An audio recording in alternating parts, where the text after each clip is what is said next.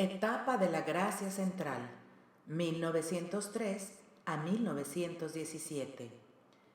Dios es amor. El año de 1903 para Conchita tendrá un aspecto especial, sintiendo todavía la honda sensación de vacío que le dejara la muerte de Pancho. Va a ser iluminada por una serie de luces sobre la esencia de Dios.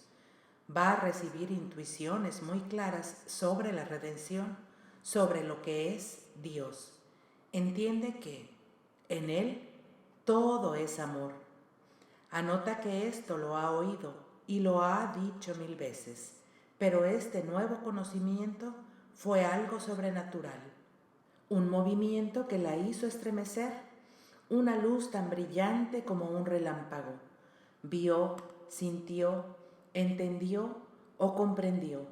Aquí los místicos no pueden precisar exactamente qué clase de revelación fue, pues es todo eso a la vez: ver, sentir, entender, recibir, pero también no es nada de eso. Como Dios es amor, no solo que tiene amor, sino que Él mismo es el amor eterno, amor increado, el amor infinito.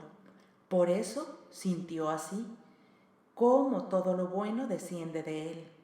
Además, Conchita entiende cómo las almas de los hombres y las mujeres son de Dios.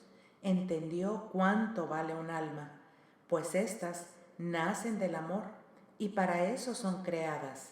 Son inmortales por ser fruto de la Santísima Trinidad. Y luego saca una consecuencia extraordinaria para ella misma.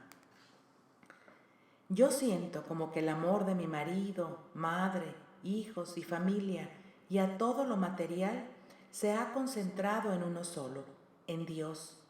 Oh, yo no sé qué siento al vislumbrar aquel eterno fuego que hizo producir la creación, efectuar la redención, que fundó la iglesia y la sostiene, y que inflama a todos los corazones, y el que es el amor. ¿Quién es sino el Espíritu Santo, término del amor? Él inspiró la creación, la redención, la encarnación, la muerte de cruz, el reinado del dolor, el apostolado de la cruz. Cuenta de Conciencia 18, 5 al 14.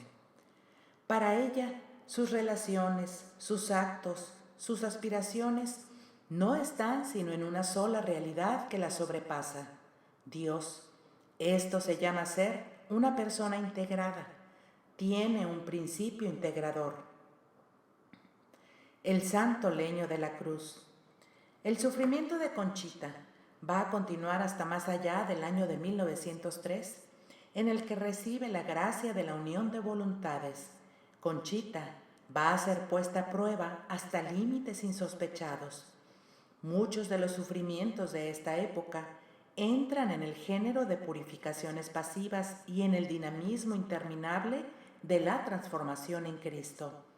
Con motivo de la muerte de su esposo Francisco y más adelante la de su hijo Pedro, Conchita va a ser llevada también hasta los límites. Hay una percepción muy dolorosa que a la vez asusta y amenaza. Existe un desnivel entre la promesa hecha por Dios y la realidad que ella vive. La constatación desgarra y no se acepta sin angustia. Pensemos en el padre Abraham, que recibe la promesa de Yahvé de tener una descendencia como las estrellas del cielo, como las arenas del mar. Solo tiene un hijo, Isaac, y éste le viene pedido en sacrificio. Estos hechos hacen surgir preguntas capitales. ¿Por qué no interviene Dios? ¿No lo prometió Él? ¿Dios me ama? ¿Me ha engañado? ¿No lo inventé yo? Por estas fechas, enero de 1903, en que Conchita está sumida en ese mar de dolor y de amor, cuenta que una vez que iba en el tranvía, de repente oyó la voz del Señor que le dice: tú incendiarás a muchos corazones con el fuego del Espíritu Santo y los herirás con el santo leño de la cruz. Cuenta de conciencia 18-15, enero de 1903. Conchita se queda confundida.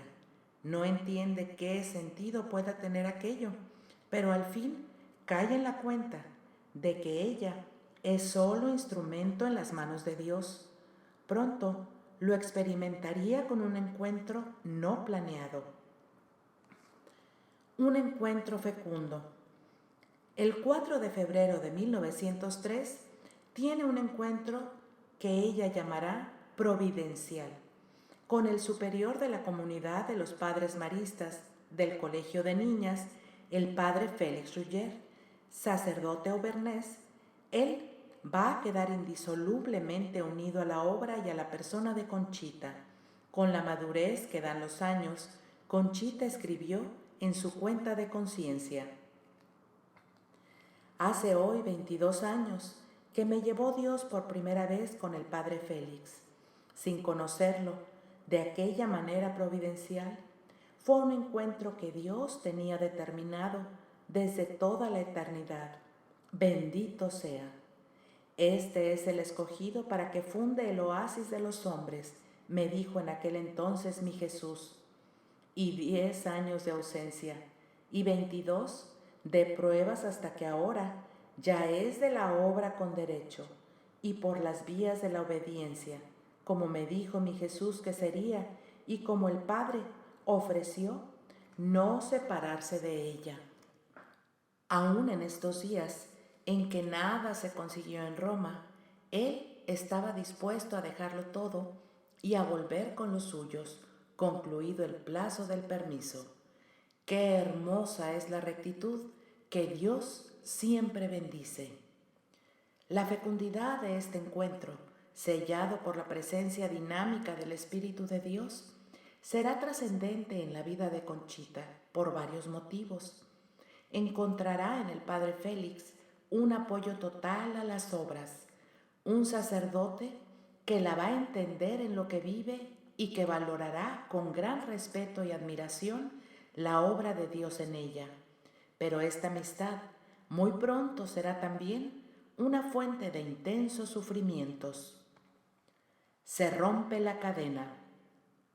Dice el dicho popular que la cuerda siempre se rompe por lo más delgado, y aunque parece una verdad de perogrullo, así suceden las cosas. En una cuestión tan delicada como es la dirección espiritual, por lo que tiene de íntimo y de, si podemos hablar así, intromisorio, y más en una época en donde la palabra del director era tomada como la misma palabra de Dios, y más todavía por una persona tan intensa y fuerte como el padre Mir sobre una persona tan dócil y delicada como Concepción. Fue una verdadera metida de pata o falta de prudencia para los más cultos del padre Mir haber hecho ese voto de dirección perpetua. Creo que en justicia podemos decir que el padre Alberto Mir ayudó mucho a Conchita, pero a la vez también podemos decir que la ayudó por usar una figura con el chicote en la mano, como que ese era su estilo. Basta para comprobar que esas afirmaciones no son exageradas con leer un libro que publicaron las religiosas de la Cruz llamado El Libro del Oasis, que es una crónica de los primeros tiempos de la naciente congregación, escrito por Virginia Rincón Gallardo. Ahí se narran las peripecias que vivieron las primeras religiosas con nuestro Padre, como le llaman a Mir. En la crónica se pinta de cuerpo entero al fundador, un hombre de carácter difícil y voluble, exigente, controlador, misterioso, descontentadizo, imprevisible, meticuloso hasta la náusea, resentido y, eso sí, muy piadoso. ¿Habrá caído en manos de algún psiquiatra? Algunas religiosas de esta congregación quieren rescatar la figura del padre Mir. Les aconsejo que lean con espíritu crítico el mencionado libro y que se pregunten para qué serviría dicho rescate si no decimos una verdad objetiva sobre el padre Mir. Quizá no hayamos sabido ver con claridad esa personalidad tan compleja. También puedo decir que esta visión que comento se acerca más a la verdad histórica que un romántico reconocimiento por la manera en que el padre Mir reaccionó a la ruptura con Conchita. Ahí también se retrató de cuerpo entero, resentido, falso, poco noble. Los documentos existen y no los podemos eliminar. La ruptura se dio así. El propósito general de la Compañía de Jesús, el padre Luis Martín García, había prohibido al padre Mir que siguiera trabajando en las obras de la cruz y que dirigiera espiritualmente a Conchita. Los motivos por los que se llegó a esta decisión son largos de explicar, pero basta saber que así estaban las cosas. Conchita no lo ignoraba, pero Mir, por su propia decisión, continuaba haciendo las dos cosas que no debía, pero ocultándose para que no lo supieran sus hermanos de comunidad y sus superiores. Conchita le sugirió más de una vez que aclararan las cosas con el padre provincial de los jesuitas y que se ajustaran a la obediencia. Pero el padre Mir se enfadaba grandemente y reprendía a Conchita. Desde luego, para ella comenzó un sin vivir. Además, agreguemos que el jesuita le había impuesto la orden de no exponer dudas a ningún sacerdote. Conchita ya se había dado cuenta que el carácter clandestino del padre Mir no le caía nada bien al suyo, pero se culpa ella por débil, por condescendiente, y dice que el padre la regañaba hasta enfermarse. Lo disculpa, pues, siente que el dirigido siempre debe humillarse. Estando en ese tono las cosas, el padre Mir fue mandado a Oaxaca, precisamente con la idea de apartarlo de aquello que no quería abandonar, es decir, Conchita, el apostolado de la cruz y las religiosas de la cruz del Sagrado Corazón de Jesús. Pero así y todo, continuaba la correspondencia con Conchita y teniendo injerencia en el oasis de mujeres. Cuando Conchita conoció al padre Félix, le habló del oasis de hombres que estaba por fundarse y viendo su interés y docilidad, le pide que vaya a Oaxaca para conocer al padre Mir y le explicara todo. Hasta allá va el padre Ruggier. Conoció a Mir, quien le dio ejercicios espirituales. El jesuita quedó gratamente impresionado del padre francés. Le escribió a Conchita diciendo con entusiasmo: 100 hombres como este pegarían fuego al mundo. En cambio, el padre Ruggier se extrañó mucho de que el padre Mir le diera ciertas recomendaciones sobre el oasis y algunas facultades que le concedió para entrar en él, de tal manera que el padre Félix intuyó que el padre Mir se estaba saltando la autoridad del arzobispo de México y de su provincial. Cuando el padre Ruggier regresó a la capital, le contó a Conchita sus dudas sobre la conducta del jesuita. Entonces, Conchita confirmó lo que ella misma estaba sufriendo, que el padre Mir desobedecía. Ignorante de estos diálogos en Oaxaca, el padre Mir estaba feliz de haber conocido al misionero francés y escribió a la superiora del oasis del que se sentía dueño y señor, diciéndole que al padre Félix sí podían aceptarlo como director espiritual. Cuando la superiora del oasis le comunicó esto al padre Félix, él le dijo que aceptaría el nombramiento si el arzobispo se lo daba. Y entonces pronunció su famosa frase: «Yo no quiero entrar por la ventana, sino por la puerta». La superiora, madre Julia Navarrete, se sorprendió ante lo que le pareció una extraña respuesta y rápido se la comunicó al padre Mir. Este actuó de inmediato. Le dio a Julia la orden de no dejar entrar al convento ni al padre Félix ni a Conchita. Y entonces le escribió a Conchita, ahora hablándole mal del padre Félix y amenazándola con la condenación eterna si no se alejaba de él, y directamente le prohibía que fuera al oasis. Conchita quedó absolutamente desolada.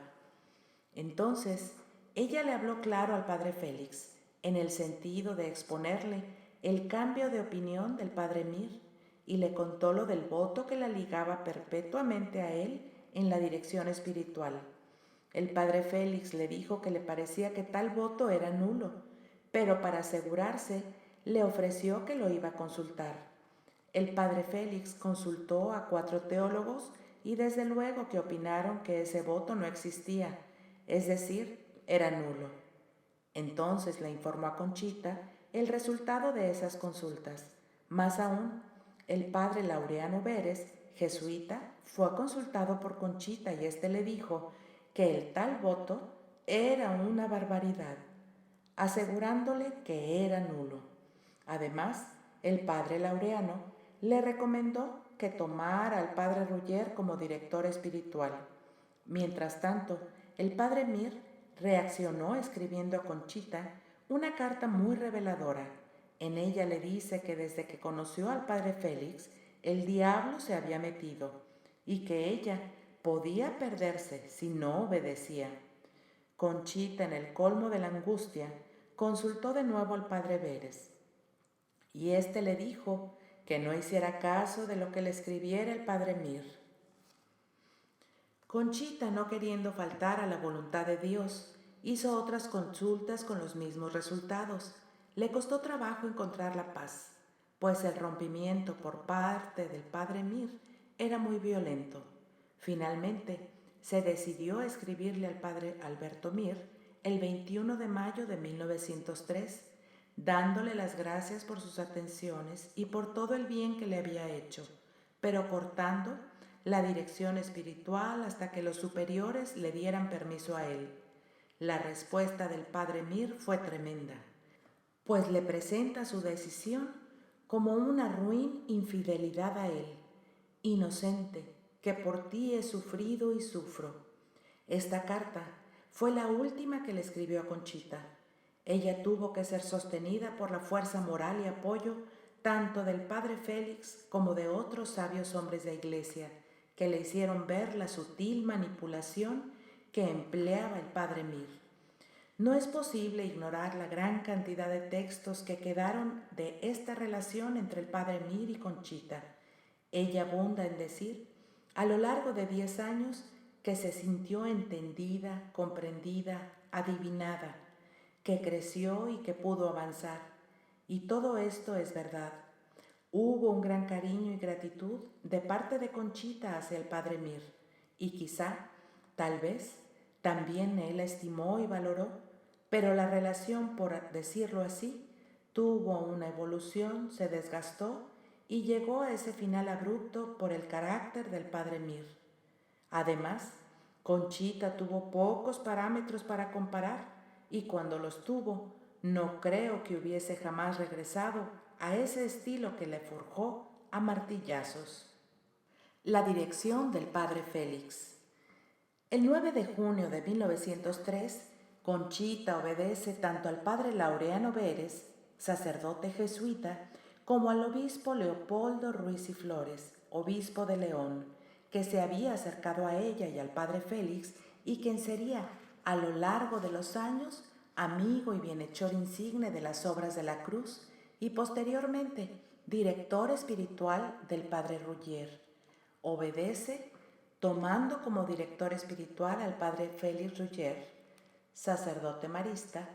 Dicha dirección será muy breve, ya que el padre marista, en julio de 1904, decide ir a Francia a solicitar a sus superiores la fundación de los religiosos de la cruz. El tiempo en que Conchita estuvo dirigida por el padre Félix le aportó la paz, la libró de la opresión de sentirse clandestina, de dudar si estaba haciendo la voluntad de Dios al seguir dirigiéndose con el padre Mir, quien tenía una expresa prohibición de hacerlo, y desde luego experimentó la manera más suave de acompañar un proceso espiritual al estilo de la escuela francesa de espiritualidad en la que el padre Ruggier había sido formado. Ella siente que crece en el amor a Jesús y a María. un golpe a las obras y al corazón.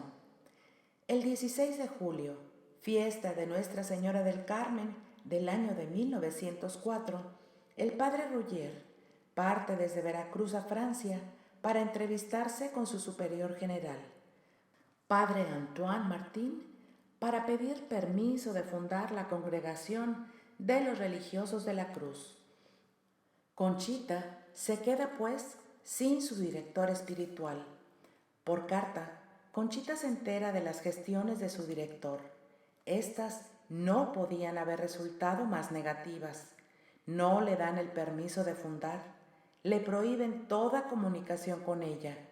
Le mandan que se olvide de esos proyectos y lo envían a Barcelona a dar clases a niños. Conchita sufre una tremenda decepción. Por su parte, el padre Félix, destrozado interiormente, pero dispuesto a obedecer, le dice a Conchita que no se quede sin director espiritual y le recomienda que busque al padre Emeterio Valverde Telles, gobernador de la Mitra de México. Una nueva y breve dirección. Conchita inicia esta nueva dirección espiritual atribulada por lo que significaba para ella esa negativa antes mencionada. Don Emeterio la escucha con mucha deferencia y le confirma que todo lo que ha vivido es de Dios, pero muy pronto el padre Valverde tiene que dejar la dirección de Conchita, pues debe partir a Roma con el obispo Leopoldo Ruiz y Flores, quien lo invita a acompañarlo para solicitar a la Santa Sede la fundación de los Religiosos de la Cruz y de paso negociar el permiso para el padre Ruggier ante sus fundadores. Estos dos buenos eclesiásticos estaban convencidos que los futuros religiosos de la Cruz serían unos sacerdotes que desagraviarían a nuestro Señor por los pecados de los sacerdotes, procurarán el culto al Espíritu Santo, a la Sagrada Eucaristía, y desarrollarán en las almas el espíritu de amor y sacrificio. Nuevos derroteros espirituales. Ya podremos suponer lo que esta nueva pérdida acarreó a Conchita. Apenas empezaba con el padre Emeterio cuando de nuevo se ve sin dirección espiritual. La Nochebuena de 1905, en el oasis de las Madres de la Cruz, Conchita conoció al padre Maximino Ruiz. Poco tiempo después lo volvió a encontrar a raíz de la muerte de doña Clara Arias, su madre. Ahí le habló de las obras de la cruz. Lo toma como su director espiritual en junio de ese mismo año. La dirección espiritual del padre Maximino va a procurar muchos sufrimientos a Conchita, porque ella se encontraba, podemos decirlo, en las alturas místicas, y él en ocasiones no le entendía. Por ello, quizás se desentendía un poco y tomaba su distancia. En su experiencia, fue llamado el hijo del dolor. Sin duda alguna, al padre Maximino le tocó la etapa espiritual más alta de Conchita, y aquí podemos admirar la pedagogía de Dios que quiso darle a Conchita, esa especie de prueba que se inscribe en el marco de preparación a una nueva infusión de gracia. Con todos estos acontecimientos, Conchita se preparó para recibir su gracia central, aunque no lo supiera. Dios la había llevado paso a paso como una niña. Su corazón había sido acrisolado y purificado por innumerables pruebas para recibir al que es pureza. Como preparación consciente, cada año hacía sus ejercicios espirituales, renovaba su entrega y procuraba vivir cada día con coherencia su amor al crucificado. Se interesaba por los negocios de su amado. Así, escribe con la pasión de una enamorada. Me siento en conciencia toda ternura para los demás, pero más que para los cuerpos, para las almas. Las almas, es así que me roban el corazón, pero me lo roban de una manera muy rara, no para satisfacerlo, sino para regalárselas a mi Dios. Como no tengo nada, ni valgo nada, me muero por las almas y más por las almas puras, para mi Jesús, puras y crucificadas, aunque no puede haber pureza sin sacrificio. Yo tengo un martirio, el martirio del amor, en 1000 formas en mí y en las almas. Sufro terriblemente al ver cómo las almas no aman la cruz, no pesan sus riquezas, no aman el dolor, no ambicionan el padecer, cómo ven lo blanco, negro y viceversa, huyendo de la cruz. Ese engaño lamentable me consume, y como me encuentro impotente para destruirlo, anhelo almas que vuelen con este espíritu a arrancar la venda de muchos corazones, enamorándolos de Dios. Cuenta de Conciencia 21, 317 y 318, agosto 28 de 1905. Como le había sido anunciado cada año, esperaba algo especial, pero nada sucedía. La gracia central.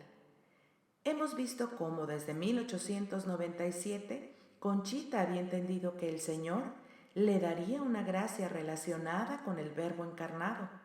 Ella no sabía de qué se trataba. Pensó que se realizaría inmediatamente después de su anuncio, cosa que no sucedió. Los ejercicios que Conchita va a hacer el año de 1906 serán determinantes en su vida espiritual. Pocos días antes de comenzarlos, se encuentra muy mal de salud, agitada, además con fuertes penas interiores. Siente que Jesús se le esconde y no le habla, y a esa sequedad se agregan las continuas enfermedades del cuerpo. Intuye que tal vez la gracia que el Señor le quiere otorgar en los ejercicios es precisamente una buena preparación a la muerte. El día 17 de ese mismo mes, anota: sigo mala, no puedo más. Encontrándose en ese estado, el día 20 de marzo por la tarde se dirige a la Casa de las Religiosas de la Cruz, en la calle de Mirto, Colonia Santa María la Ribera, para entrar en ejercicios espirituales que da a la comunidad el padre jesuita Mariano Duarte.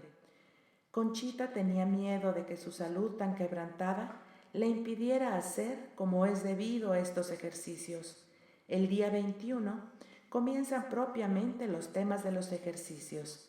Conchita empieza haciendo un profundo examen de conciencia, repasando todos los dones que ha recibido de Dios providente. La meditación del día siguiente, 22, es sobre el pecado de los ángeles, que es el pecado de la soberbia. Entonces, Conchita recuerda cómo, en medio de los teatros y bailes, de todas las banalidades de sociedad a las que estuvo sujeta por su condición social y por dar gusto a su marido, Dios siempre estuvo presente, inspirándole caridad y sacrificios. El 23 reflexiona sobre la muerte, su propia muerte, esa espantosa realidad que ha visto tan cerca varias veces. Exterioriza sus sentimientos de confianza hacia Dios, ya que ve la posibilidad muy cercana. Piensa que el tiempo que le resta quiere emplearlo en llevar una vida nueva, de un fervor renovado, pues cree que su vida pasada ha sido de tibieza, de comodidad y, como ella dice, de tierra. Llega el día 24 de marzo. El padre Duarte le habla sobre el reino de Cristo y Conchita. Con sencillez, anota que la plática se le hizo encantadora, pero a mí no me hizo impresión. Esto lo atribuye a que ya es, desde hace tiempo, toda de él. Pasan después a meditar sobre la encarnación del Verbo, y ahora escribe: esta meditación sí que me hace estremecer. Ella piensa que no ha sabido corresponder a su verbo y se siente avergonzada.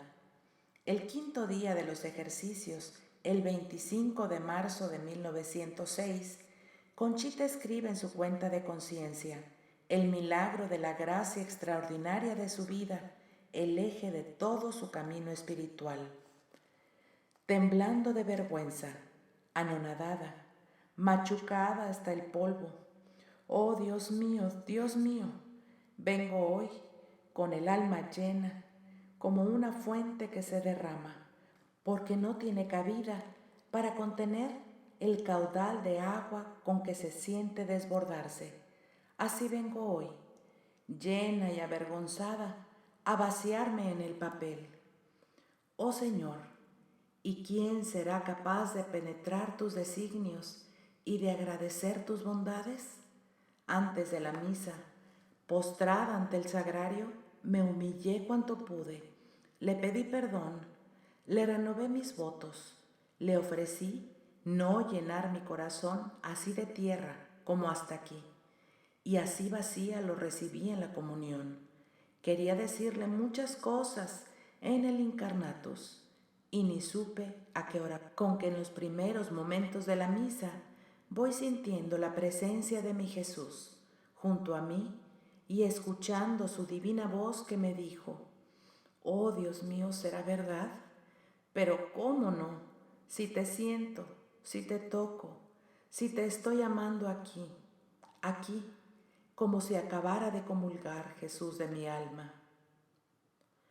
Encarnación mística. Aquí estoy, quiero encarnar en tu corazón místicamente. Yo cumplo lo que ofrezco. He venido preparándote de 1000 modos y ha llegado el momento de cumplir mi promesa. Recíbeme. Y sentí un gozo con vergüenza indecible. Pensé que ya lo había recibido en la comunión, pero como adivinándome, continuó: no es así. De otro modo, además, hoy me has recibido. Tomo posesión de tu corazón, me encarno místicamente en él para no separarme jamás. Solo el pecado podrá alejarme de ti, y te advierto que también toda criatura que lo ocupe mermará mi presencia real, digo sus efectos, porque yo no me puedo mermar. Y continuó: esta es una gracia muy grande que te viene preparando mi bondad. Humíllate y agradécela. Pero Señor, me atrevía a decirle, ¿qué lo que me habías ofrecido, lo que me habías pedido, no eran unos desposorios? Esos ya pasaron. Esta gracia es infinitamente mayor. ¿Es el matrimonio espiritual, mi Jesús? Es más, porque el matrimonio es una especie de unión más exterior, pero encarnar, vivir y crecer en tu alma sin salir de ella jamás, poseerte yo y poseerme tú, como en una misma sustancia, no dándome tú la vida, sino yo a tu alma. Es una compenetración que no puedes entender, y esta es la gracia de las gracias. Y entiendo sin querer entender, y fría y anonadada, y le dije: ¿estás niñito en mi alma, mi Jesús? Yo no solo puedo encarnarme de niño, sino de la manera o tamaño que me plazca. Esta es una unión mística muy grande, continuó, y elevada, la más grande que puede existir, y no es de otro modo a la del cielo, salvo que entonces se descorre el velo de la divinidad. Pero como la divinidad no se aparta de mí, la unión, la estrechez de la nada con el todo es lo mismo, y yo sentía de veras una unión con él, viva y palpitante en mi alma con los efectos que deja la comunión, pero más intensos, y le dije sin embargo: ah, mi Señor, si será todo imaginación y mentira. Por los efectos posteriores lo conocerás, me contestó, y prosiguió: qué fidelidad exijo de ti. Llevarme siempre con presencia real, efectiva en tu alma. Oh, qué gracia de predilección. Contigo he derrochado mis gracias, porque en tu alma he tenido un fin. Pero si yo no merezco eso, mi Jesús, nadie lo merece. Ámame, me decía con su voz encantadora. Imítame, no te apartes de mí. Esta clase de unión es muy honda, es muy íntima, y si tu alma me es fiel, será eterna. Tú creíste que te ibas a morir al concederte el favor que te había ofrecido, y yo te doy una nueva vida. Aspírala, es de pureza, es santa, es la vida de tu Jesús, es el mismo que es la vida. Tu Verbo, que desde toda la eternidad te amaba y te preparaba este día. Me dejó este favor inmenso, llena de santo júbilo, de paz y bienestar indecible, pero el cuerpo rendido, agotado, no sé cómo decir, y hasta ahora, en los momentos que escribo, no me ha dejado esa viva presencia de Jesús, como si acabara de comulgar, sintiendo sus efectos en el alma, que son estos. Cuenta de Conchita 22, 168, 171 a 177, marzo 25 de 1906. El impacto de esta gracia en Conchita fue enorme.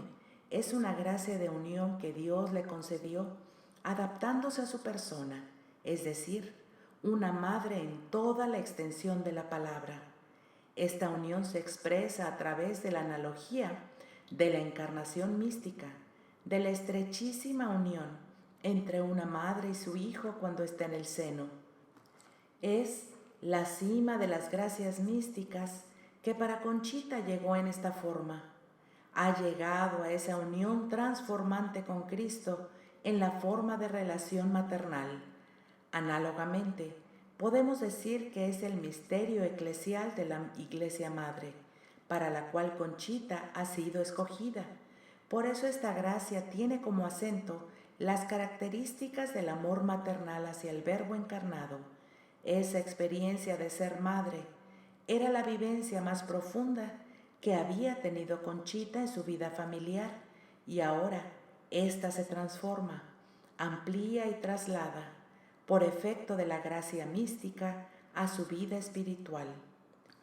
La encarnación mística, que en su momento desconcertó a teólogos y maestros de la vida espiritual, tiene su raíz y fundamento escriturístico, teológico y patrístico en la experiencia de la Virgen Madre en el caminar de la Iglesia y de la propia alma, llamada a ser morada de Dios. La cadena de amor. 2 días después de haber recibido la encarnación mística, Conchita escucha estas palabras de boca de Jesús. Yo, desde que encarné en el seno purísimo de María, compraba gracias y quiero que tú, transformada en mí, es decir, viviendo de mi vida, no hagas ya otra cosa. Debes olvidarte de ti, arrojada en mis brazos y de día y de noche, ofrecerlo todo por la salvación y perfección de las almas. Cuenta de Conciencia 22, 203, marzo 27 de 1906. Y recibe una orden de parte del Señor. Mira, vas a hacer una cadena. Cada hora de tu vida será un eslabón de oro, ofreciéndola con esa intención. Quiero que no se corte hasta tu muerte, y este será tu examen particular. Verás si todas las horas has ofrecido con esta santa intención, llenándolas por supuesto de actos relativos a ello. Cuenta de Conciencia 22, 204. Esto, más adelante, será conocido como la cadena de amor. Será un instrumento que el Señor le da a Conchita para de una forma práctica poder vivir la gracia que se le estaba otorgando. De manera muy sintética, diremos que esta cadena será también el modo como Jesús la enseña a permanecer unida a Él, a ofrecerse constantemente con Él y en Él. En pocas palabras, de ejercitar eficazmente su sacerdocio bautismal. Despunta aquí y ahora una nueva espiritualidad laica que no existía en esa forma y de ese modo. Y como todas las gracias que Dios le da a Conchita le asegura que esta cadena no es para ella sola, sino para las obras de la cruz. Se plantea, pues, la necesidad de que muchas personas sigan este camino. Tras de ti irán miles de envueltas en la cruz y heridas con ellas. Me darán gloria. Con esta herramienta, Conchita va a tratar de vivir este don como parte central de su vida. La floración de la gracia central. Conchita va a vivir, a raíz de esta experiencia mística, nuevos aspectos que son el inmediato fruto del don concedido. En términos generales, podemos decir que esta gracia le es otorgada para realizar la unión transformante. Con la encarnación mística, Conchita se va a relacionar ahora con el Verbo encarnado de una nueva manera, con el matiz del amor maternal que ella conocía también gracias a su experiencia de haber parido, alimentado, formado y educado a 9 hijos. Con ese amor tratará a su Hijo Jesús. El 2 de febrero de 1907, Jesús le dirá: yo, en cierto sentido, he venido a ser hijo de tu corazón, y mira a cuánto llega mi amor por las obras.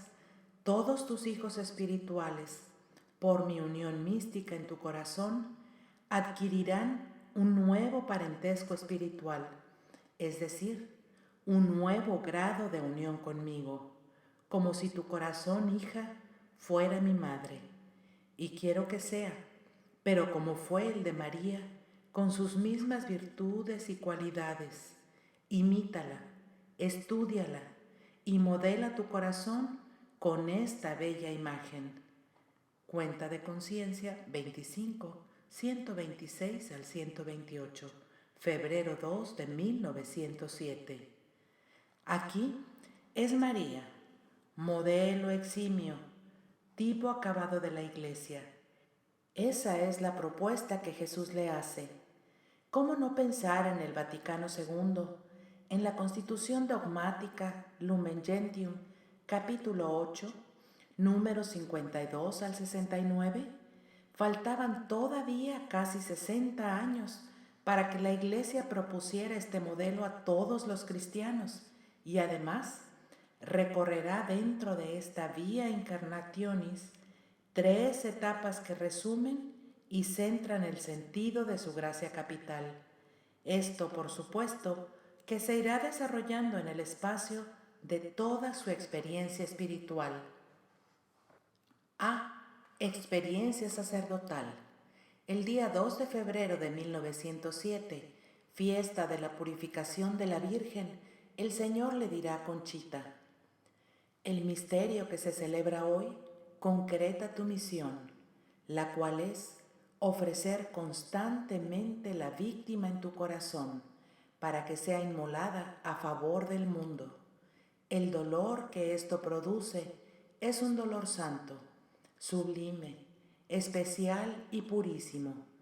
Tú debes siempre ofrecerme al Eterno Padre para ser crucificado, y desde luego lo soy en tu corazón. Me crucificas en el sentido que lo hace el sacerdote en el altar. Cuenta de Conciencia 25, 124 a 126.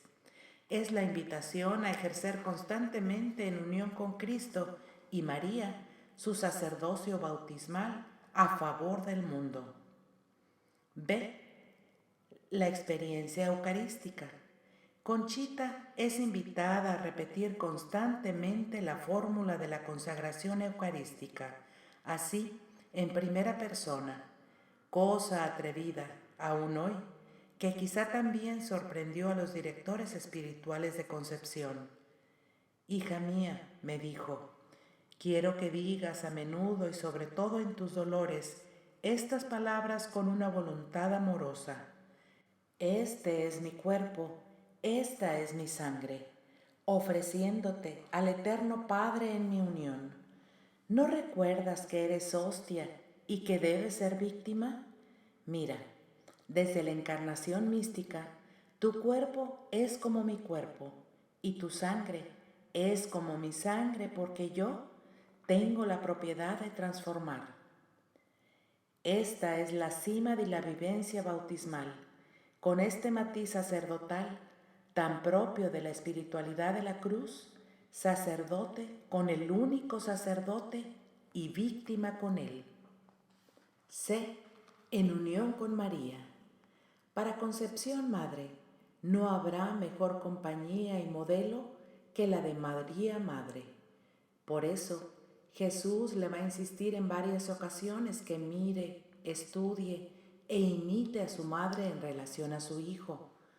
María me sacrificó a la voluntad del Eterno Padre desde la encarnación y antes de la cruz lo hizo siempre en el altar de su corazón.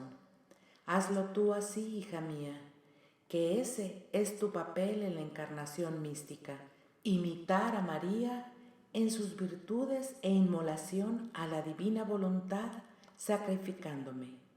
Cuenta de Conciencia 39-199, julio 4 de 1914.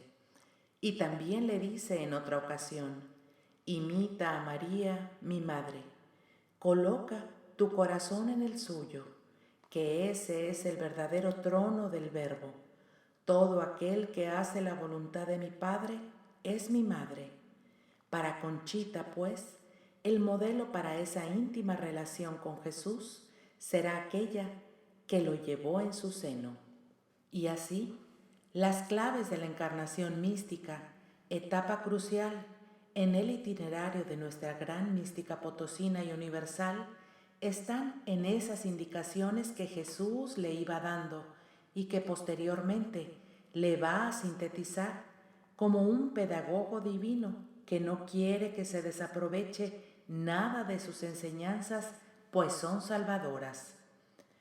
Mira, hija mía, lo primero que te dije a raíz de la encarnación mística fue que me ofrecieras en el altar de tu corazón al Eterno Padre a favor del mundo, en expiación de los pecados como víctima santa y en su misma unción. Después te dije que reforzaras ese ofrecimiento por la unión y compenetración conmigo, diciendo en mi unión: este es mi cuerpo, esta es mi sangre, ofreciéndome y ofreciéndote al Eterno Padre a favor del mundo y para alcanzar gracias. Y ahora te digo que todo esto lo hagas en unión de María y con su mismo corazón, que son las 3 etapas que recorre la encarnación mística. Cuenta de Conchita 41-270, julio 16 de 1917. Apreciamos pues una admirable coherencia y una clara intención de orientación hacia lo fundamental para que Conchita y los que vienen detrás de ella no se pierdan en las cosas secundarias. Conchita, ya casi al final de su vida en 1935, con la experiencia del camino andado y con la perspectiva que dan los años de desgaste en el camino del amor, va a escribir un texto que es una luminosa descripción de esta gracia, que es como el centro de toda su espiritualidad y de aquellos que pertenecen a las obras y a la familia de la cruz. La encarnación mística es una íntima y perfecta transformación del alma que, unida con amor purísimo y profundo al Espíritu Santo, recibe de él la fecundidad del Padre y se hace Jesús para participar de manera inefable de su sacerdocio íntimo y ejercerlo de manera fecundísima a favor de las almas, especialmente de los sacerdotes. Cuenta de Conciencia 63, 262 y 263, octubre 15 de 1935. Así, la cadena de amor que antes mencionamos ayudó a Conchita a desarrollar y hacer fructificar esta gracia de resonancias eclesiásticas y maternas en su propio itinerario. El Hijo del Consuelo. El papel de Monseñor Ramón Ibarra y González último obispo y primer arzobispo de Puebla de Los Ángeles, será fundamental en la vida espiritual de Conchita y en las obras de la cruz. Monseñor Ibarra había conocido a Conchita por medio del padre Alberto Mir en 1893 o 1894, cuando él era obispo de Chilapa. Conoció el apostolado de la cruz e intuyó que era un medio excelente para impulsar la vida cristiana en su diócesis. Así que lo fundó en ella el año de 1895. También estuvo muy cercano dando apoyo, orientación y consejo durante la fundación de las Religiosas de la Cruz del Sagrado Corazón de Jesús en 1897. Por algunos malos entendidos y por el difícil carácter del padre Mir, el obispo Ibarra juzgó prudente retirarse de las obras, pues pensaba que las obras de la cruz son de Dios, pero su manera de llevarlas no. En el itinerario no viene al caso explicar todos los motivos que lo llevaron a esta grave determinación. Conchita sufrió mucho por ese alejamiento. El caso es que ya retirado el padre Mir de las obras en junio de 1909, siendo Ibarra arzobispo de Puebla, volvió a ellas. De una manera definitiva, hasta llegar a ser, como Conchita lo consideró siempre, el padre de las obras de la cruz. Su regreso trajo nuevo impulso a la vida espiritual de Conchita y a las obras. Entre Conchita y Monseñor Ibarra se establecerá además una corriente de amistad espiritual maravillosa, estudiada con sumo interés por don Bernardo Olivera. Para volver a las obras de la cruz, Monseñor hizo unos ejercicios espirituales en la colegiata de Ocotlán, Tlaxcala, de cuya Virgen era muy devoto. ¿Qué vivió ahí? No se sabe a ciencia cierta. Lo único que sabemos es que salió de los ejercicios con la firme determinación de entregarse por completo y para siempre a las obras de la cruz y apoyar sin recelos a Conchita. Monseñor Ibarra sustituyó al padre Maximino Ruiz cuando Conchita entendió que era la voluntad de Dios y según su costumbre, después de haber pedido consejo. Esta dirección va a durar 4 años y 4 meses. Comenzó el 2 de octubre de 1912 y terminó el 1 de febrero de 1917 con la muerte de Monseñor Ibarra. El día que principia la dirección espiritual de Monseñor Ibarra, Conchita hizo los votos privados de religiosa de la cruz, válidos a la hora de su muerte. Este permiso se lo había conseguido el mismo Monseñor Ibarra con el Papa Pío X. El Señor le va a decir a Conchita cuál es la misión que tiene ella con respecto al arzobispo y viceversa. Mira, este es el Hijo del Consuelo, que yo te he enviado para levantar y aliviar tu angustiado corazón. Él te llevará siempre a María, la reina de todo consuelo. Pero si Él es el Hijo del Consuelo, tú también serás una madre que lo consolará, llevándolo siempre a mí.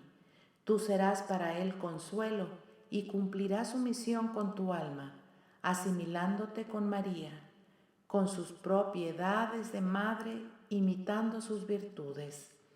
Desde 1909 en adelante, Monseñor Ibarra será no solo un apoyo para Conchita, sino un hijo, un padre, un hermano y un amigo que vibre en el mismo registro espiritual, una firme orientación para la grandiosa empresa de las obras de la cruz y verdaderamente un consuelo para Conchita en todos sentidos.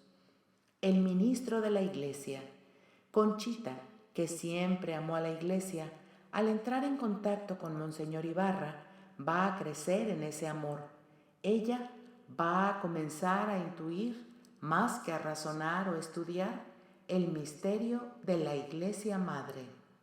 No es extraño esto, ya que ella vivía en carne propia una intensa experiencia materna con respecto a sus hijos, y podemos decir que el Señor le va a ir haciendo comprender que se debe asimilar a este misterio, pues así funciona el místico, que no es teólogo.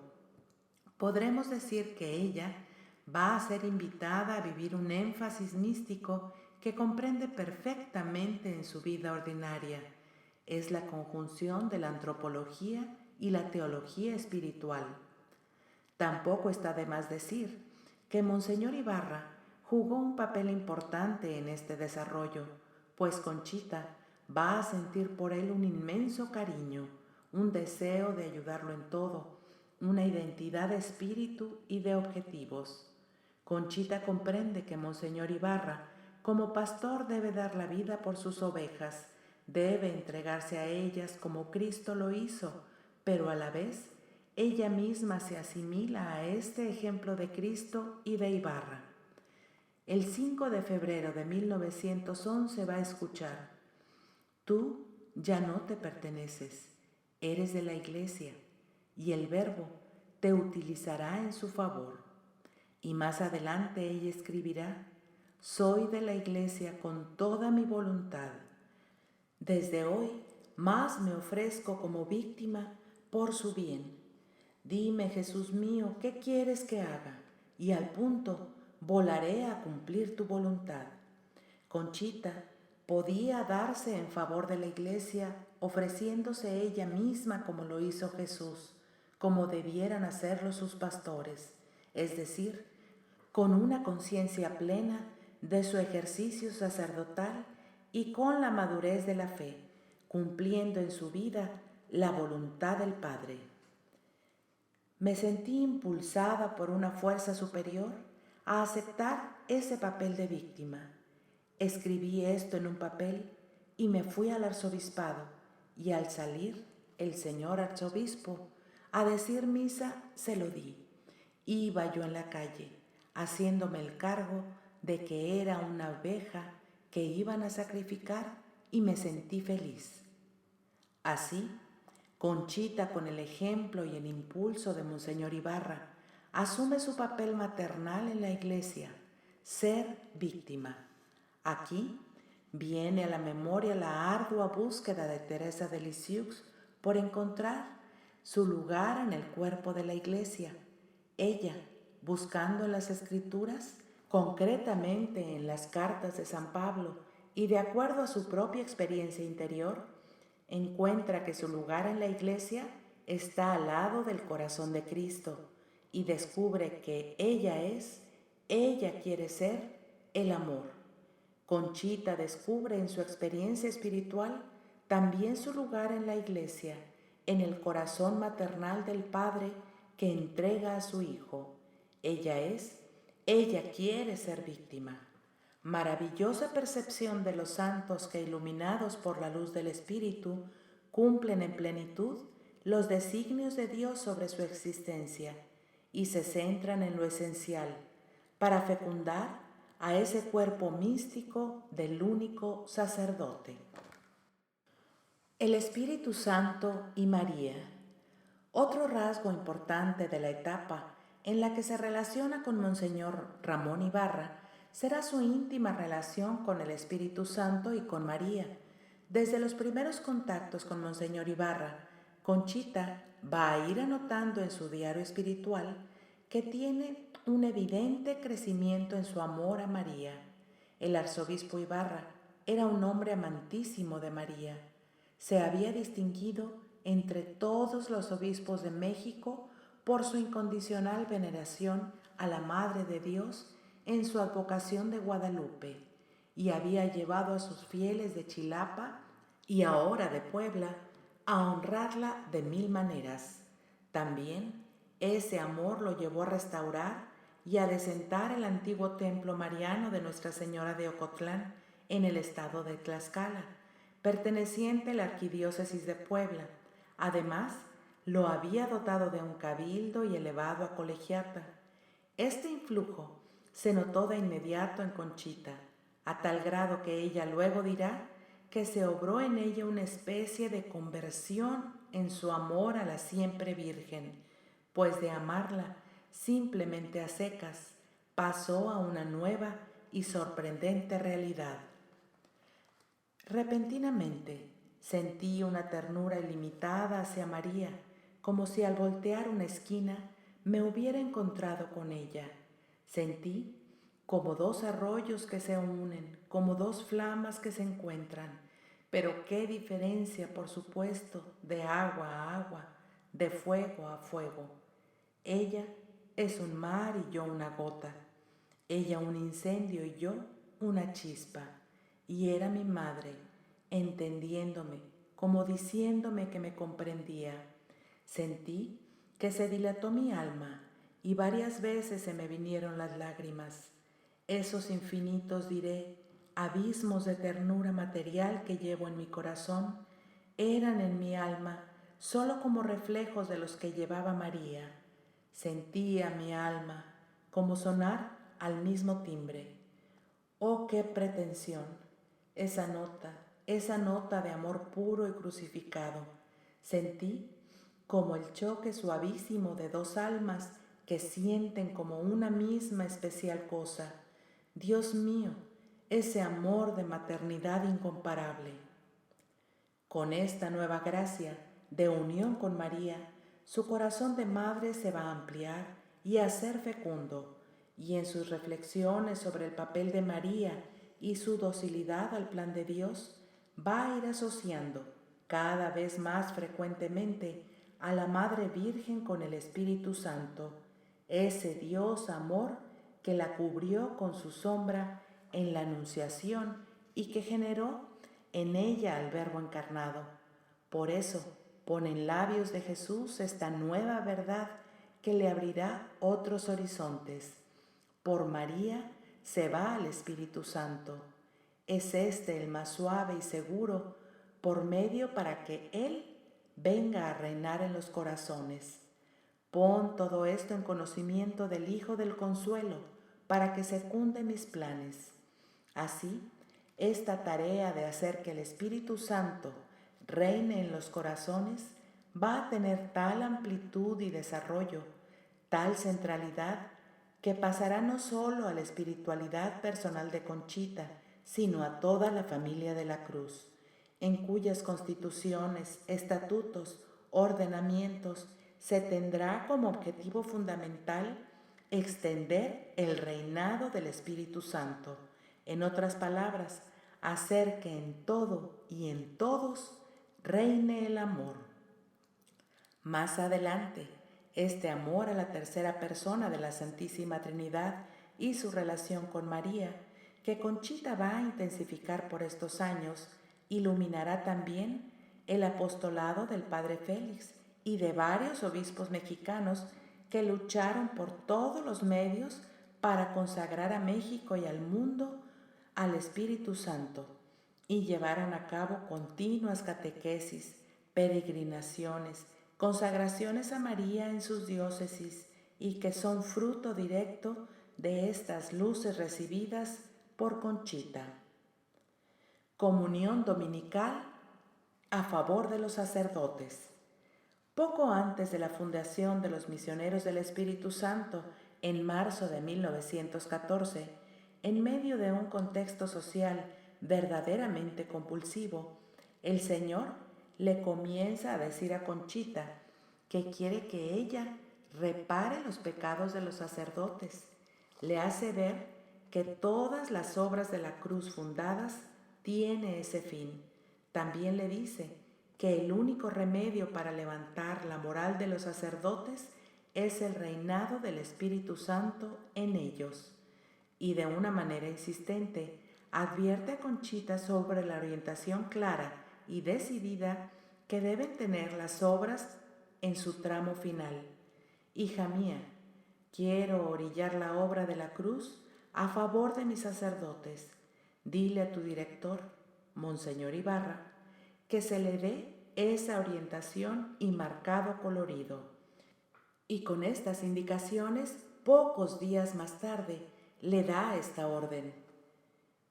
Quiero, hija, que establezca una comunión dominical ofrecida al Espíritu Santo por manos de María, en favor de la Iglesia y mis sacerdotes, que se introduzca esto en el apostolado, liga, alianza, casas de la cruz y misioneros, que esta comunión se extienda en las parroquias, seminarios, universidades, colegios y aún en las comunidades religiosas.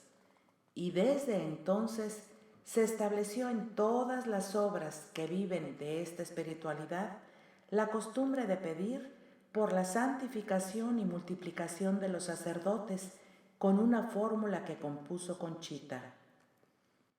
La fórmula compuesta por Conchita y que actualmente está en uso por la familia de la Cruz es la siguiente: Padre Celestial, para mayor gloria de tu santo nombre, te ofrecemos al Verbo encarnado que acabamos de recibir en el sacramento de su amor, y en quien tienes todas tus complacencias.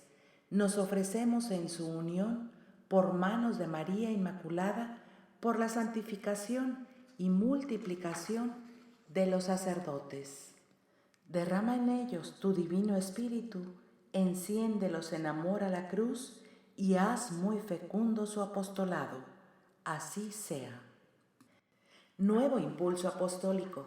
Si la dirección del padre Alberto Mir dio a Conchita un primer impulso apostólico que cristalizó con la fundación de las dos primeras obras, el Apostolado de la Cruz en 1894 y las Religiosas de la Cruz del Sagrado Corazón de Jesús en 1897, y que podemos poner en línea con Gracias Místicas de Conchita, la primera obra, como su total pertenencia a Dios por medio del monograma, y la segunda como fruto del matrimonio espiritual. Ahora, las siguientes obras están en relación directa a la encarnación mística y son consecuencia de ella. La alianza de amor.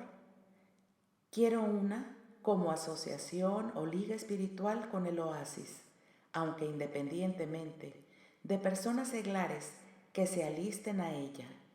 Tendrán un reglamento adecuado y harán en su casa esas almas buenas una santa vida ejemplar.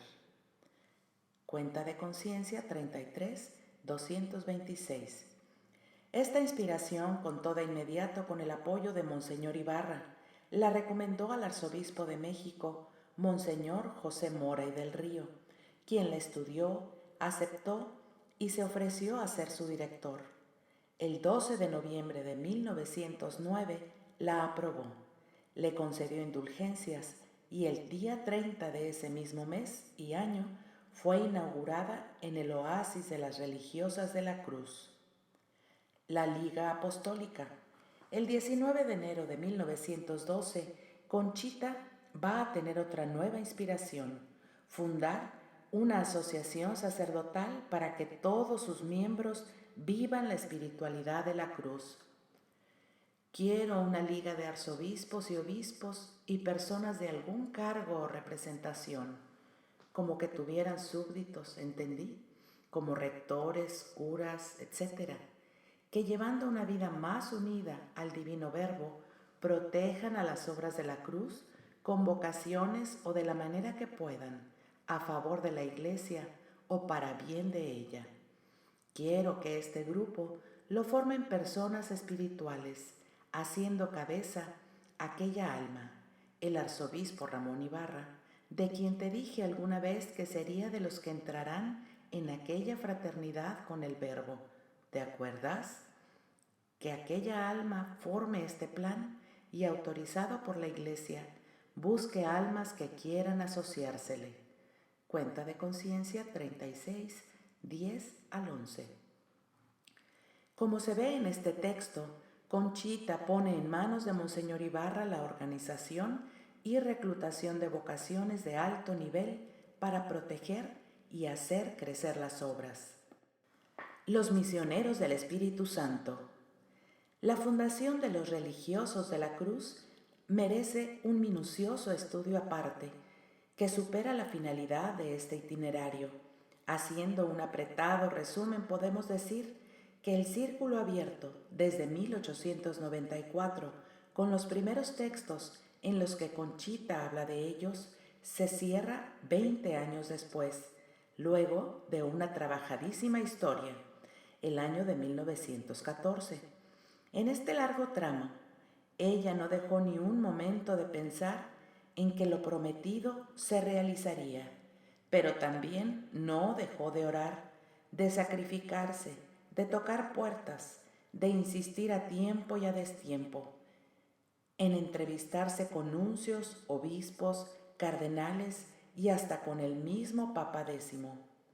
El día de Navidad de 1914, en plena Revolución Mexicana, nace por fin esa deseada congregación. Ella va a anotar en este significativo día, diciembre 25 de 1914. Te Deum laudamus, Dios mío, Dios de mi corazón y de toda mi alma, niño divino, gracias, gracias, gracias.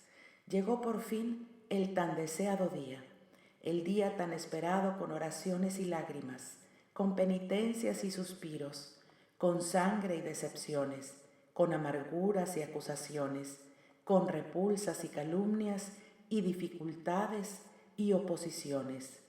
Por todo eso ha atravesado la obra de Dios que acaba de triunfar y que ha sido canónicamente erigida. Hace 20 años anunciaste esta fundación de los hombres. Hace 10 volviste a hablar de ella, designando a quién debía dirigirla. Y por fin, entre tantas oposiciones y luchas, triunfaste, Señor, triunfaste. Bendito 1000 veces seas.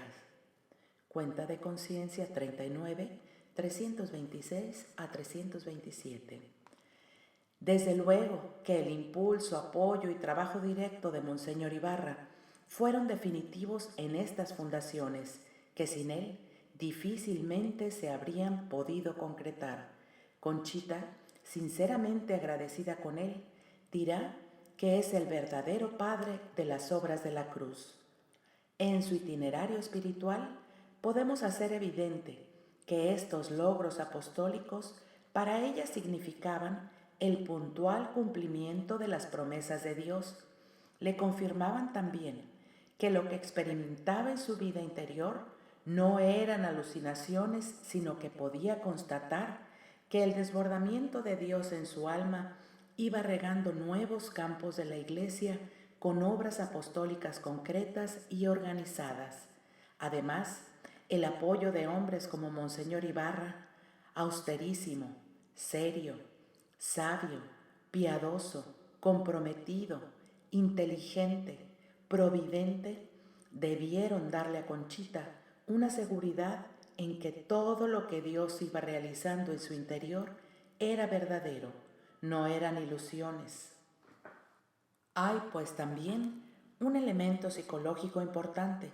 En los hombres que Conchita se apoyó, encontró esa seguridad para continuar con serenidad en el vastísimo mundo interior de la vida mística.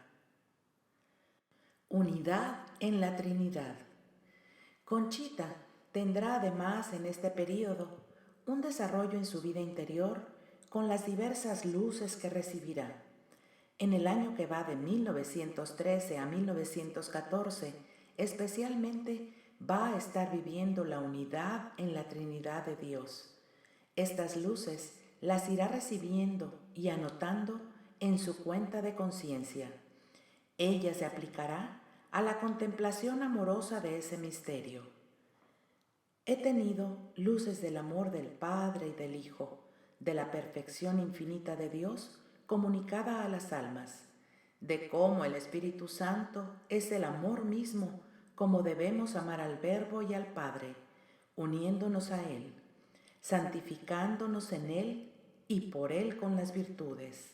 Me envuelve en unción santísima ese divino Espíritu despegándome de lo terreno y elevando mi alma a lo celestial.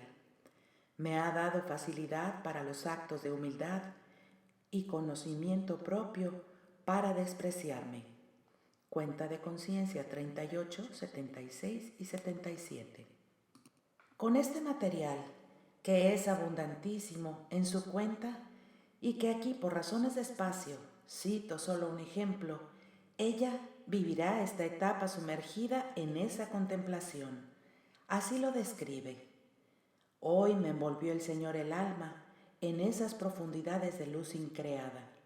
Me asomó a aquellos abismos iluminados de las perfecciones de la Santísima Trinidad. Como ella afirmará, será frecuentemente internada en luz y conocimiento de los misterios.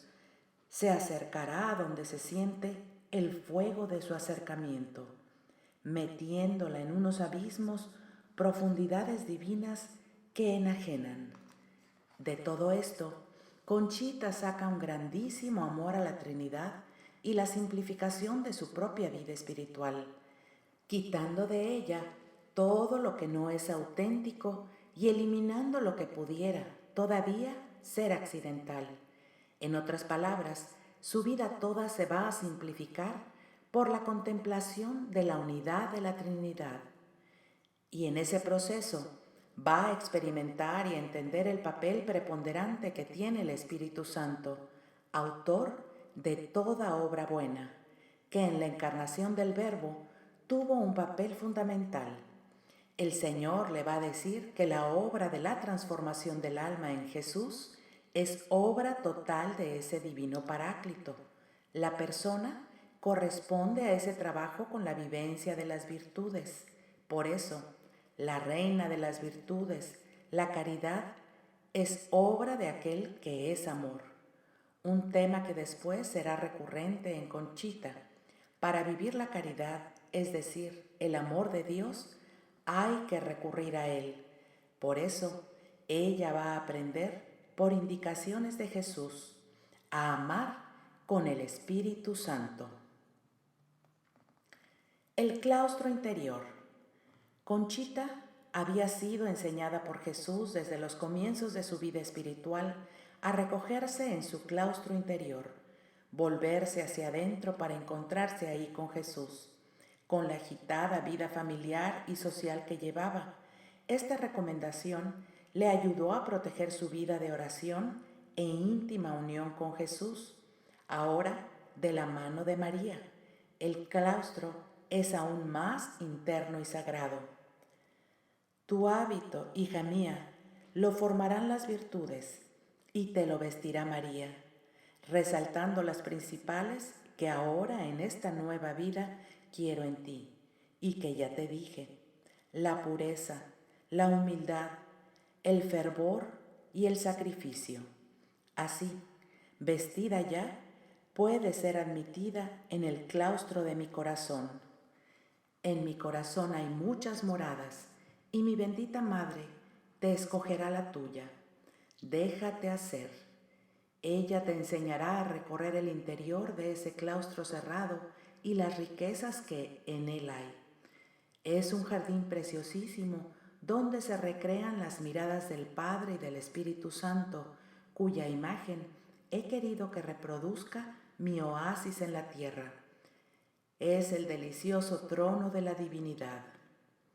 Es mi corazón el nido del Espíritu Santo. Ahí, más cerca que en ninguna parte, escucharás sus arrullos de suavidad celestial y entenderás su lenguaje.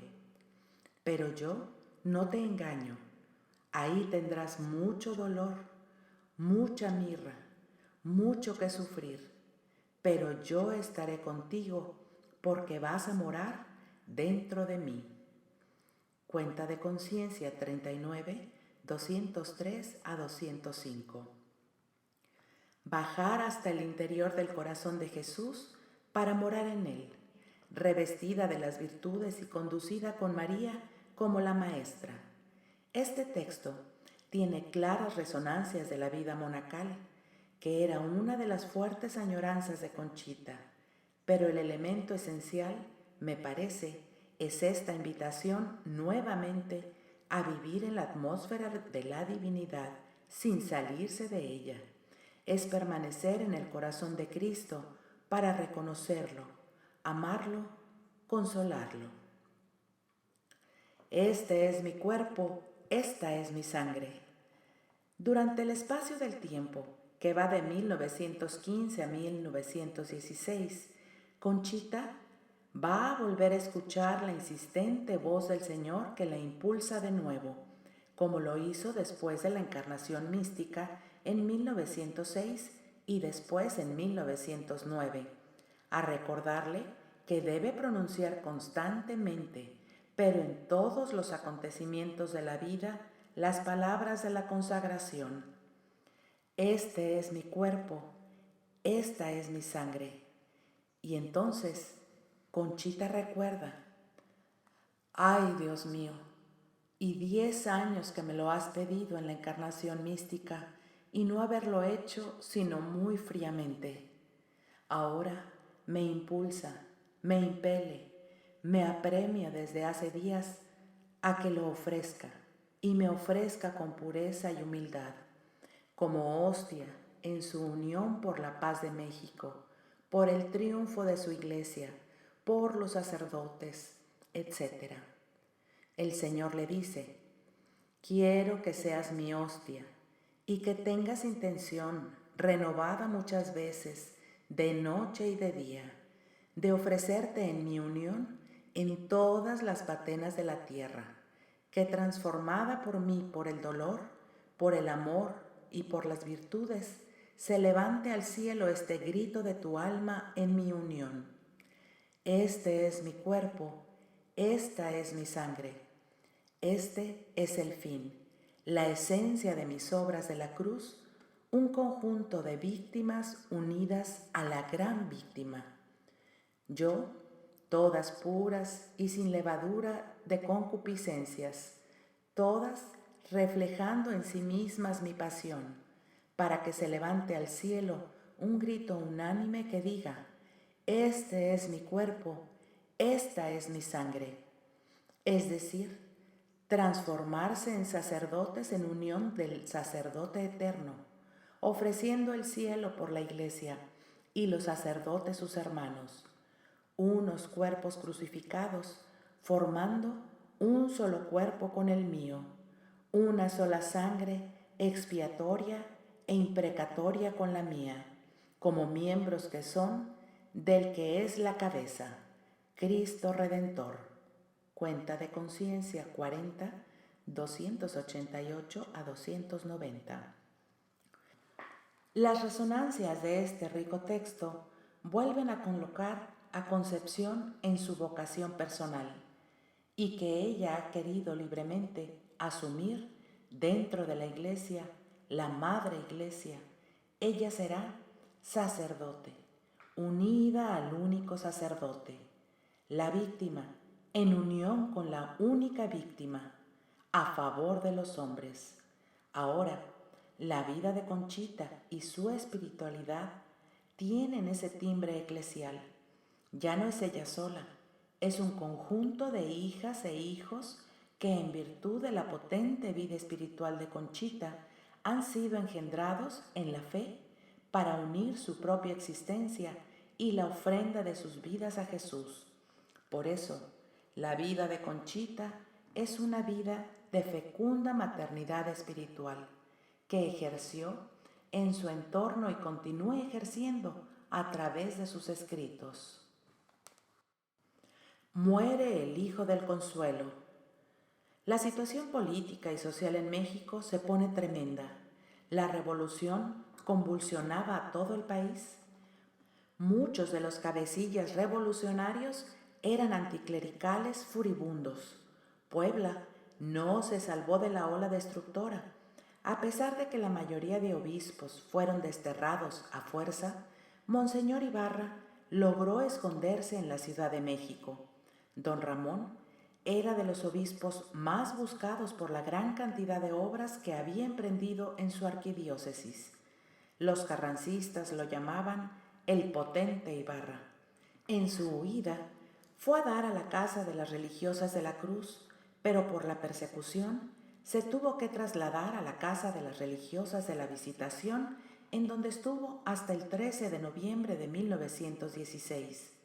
De ahí, el día 16 de noviembre tocó a la puerta de la casa de su dirigida, Conchita Cabrera de Armida, en la calle de Fresno 125. Le dijo simplemente: «Hija, vengo a morir aquí. Tengo gran deseo de hablar con Dios y este es el motivo que me trae aquí». Debemos imaginarnos lo que supuso para cada uno de estos personajes dicho encuentro. Vemos al pastor de Puebla, que fundó colegios, hospitales, asilos, que fundó la Universidad Católica Angelopolitana.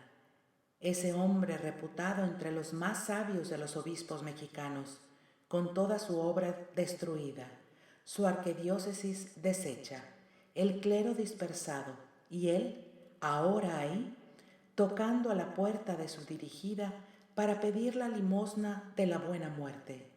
Y para Conchita no sería menos fuerte la impresión. Ella que vio a su padre y pastor pontificar con los esplendores de la liturgia en la hermosa catedral angelopolitana, que lo vio también trabajar sin descanso por el clero, los indígenas, la vida religiosa, los obreros, los pobres. Lo vio también enfrentarse con firmeza en la curia vaticana para sacar los asuntos de las obras. Él, que no descansó hasta llevarla ante Pío X, el Padre Santo que trataba con especial veneración al pastor poblano. Él, que protegió al apostolado, a las religiosas de la cruz. Él, padre y fundador de la Alianza, la Liga y los misioneros, ahora ahí, derrotado, confundido, amargado, mendigando una palabrita sobre ese Dios al que él decía amar con todo su corazón. Incomprensibles los caminos del Señor. Conchita, según contaría después, varias veces encontró a don Ramón en la soledad de su aislamiento, llorando amargamente, pero a la vez confortado y aceptando la voluntad de Dios. Pronto agravó el pastor, que ya venía muy enfermo de diabetes y sumamente fatigado. 2 días antes de morir, se presentaron algunos sacerdotes de su arquidiócesis, que se hallaban también escondidos por la persecución. Ahí les habló y Conchita recogió lo que se considera su testamento espiritual. En resumen, dijo a su clero que les encomendaba permanecer fieles a la Iglesia, tener una tiernísima devoción a la Madre de Dios en su advocación de Guadalupe, la especial devoción al Espíritu Santo, Señor y dador de vida, y junto a esta devoción les encomendó un grande amor a las obras de la cruz, en especial a los misioneros del Espíritu Santo. Después, el santo varón pidió perdón a todos. Su agonía y muerte fueron terribles. Entró en agonía el día 1 de febrero de 1917. Estaban ahí el padre Félix Ruggier y otros sacerdotes de Puebla, la presidenta del apostolado de la Cruz, y ayudándolo a bien morir, Conchita, recitándole al oído jaculatorias. El moribundo tenía enfrente de sí un cuadro de la cruz del apostolado. A las 7:30 de la noche vino el estertor y los ataques de asfixia. A las 7:50 de la tarde entregó su alma al Creador. Moría en la víspera de la presentación de Jesús en el templo. Murió de gangrena en los 2 pies. Tenía 64 años de edad. La pérdida para Conchita fue enorme, en todos sentidos. Perdió al hombre santo que la había guiado en un periodo fundamental de su vida y había hecho, con su dirección espiritual, que la gracia de la encarnación mística floreciera y diera abundante fruto. Por su parte, Conchita también debió sentirse plena, pues ella pudo dar muchas cosas a ese pastor y amigo, que también recibió con amor y para provecho de su vida espiritual. Tan honda es la pérdida que ella necesitará tiempo para reponerse. Existe un texto admirable en el que el Señor le explica a Conchita cuál fue el papel de Monseñor Ibarra para con ella. Hija mía, me dijo, el Hijo del Consuelo que te di después de la encarnación mística me representaba visiblemente a mí. Te hice entender en muchas ocasiones y te lo dije, cómo seguiría en ti mi vida, desde la encarnación hasta el Calvario, haciéndote pasar por sus diversas fases. Te dije cómo verías derramar la sangre del que me representaba, sin que fuera en un martirio.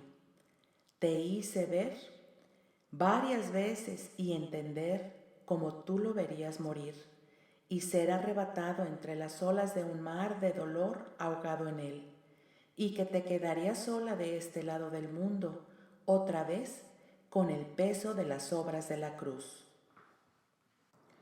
Tú querías desoír estos avisos del cielo, querías olvidarlos ocupada en las cosas de la tierra, pero mis designios continuaban, y tú tenías que imitar a mi madre, como tantas veces te lo he dicho, en algo material que me representara. Grande honra fue para él representarme a mí a tu lado, y de varios modos. Yo lo purifiqué de 1000 maneras, para después clavarlo por fin en la cruz que murió. Esa alma correspondió a mi voluntad ofreciéndose víctima en mi unión y está a salvo. A ti te queda por recorrer la última etapa de tu vida, imitando a mi madre y alcanzando las gracias para mis obras. Vendrán tempestades para ellas como con la Iglesia, pero triunfarán siendo tu corona. Ánimo y valor, que solo he hecho continuar mi voluntad en ti. Hazte el cargo de tu papel. Imita las virtudes de María en su soledad, que aumentó su unión conmigo, su adhesión a mi voluntad y sus ansias por el cielo. Cuenta de Conciencia 41, 39 al 42. Hemos recorrido, junto con Conchita, una etapa fundamental de su camino interior, que hemos llamado la gracia central. En este periodo, Conchita conoce a personas claves para su vida. Monseñor Ramón Ibarra, el padre Félix Ruller y Monseñor Leopoldo Ruiz y Flores. Aquí se impone una breve reflexión.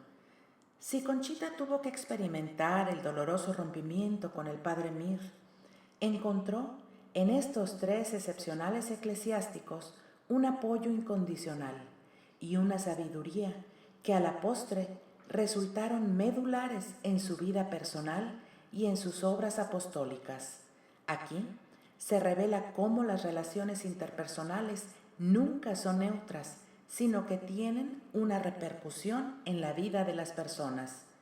Con la dolorosa muerte de Monseñor Ibarra se cierra, pues, otra etapa, llena de fecundidad, de luminosas enseñanzas, de profundizaciones sobre la propia vocación, de realizaciones apostólicas impresionantes, de amor a María, de una amistad humana como no se volverá a dar para ella, de ejercicio de su maternidad a favor de la Iglesia, y también época llena de dolores y luchas, de desprendimiento y purificaciones. La vía de Conchita es así, una lenta pero inexorable ascensión al Calvario.